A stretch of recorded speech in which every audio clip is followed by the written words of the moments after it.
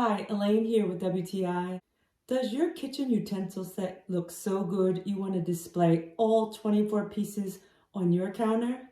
Well, mine does. Let's take a look at each one of these utensils.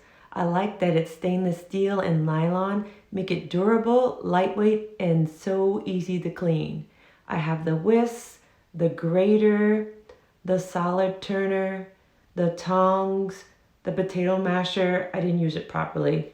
I love making my granola, and we have these new measuring cups and spoons that come apart so easily for individual use. I love that about this set. We have the slotted spoon to mix thoroughly and the solid spoon to pour it out. Did I mention the ice cream scooper is perfect in size? And we have the can opener that's smooth and effortless. And the spatula is perfect for cans. The best thing of all is that they're non-stick, so that means washing them is very easy.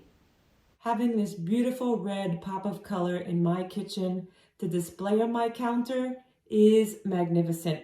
And using each one of these kitchen utensils makes being in the kitchen even that much more joyful. This set is so worthy of displaying on your counter. I love it. I highly recommend it, and that's just my point of view.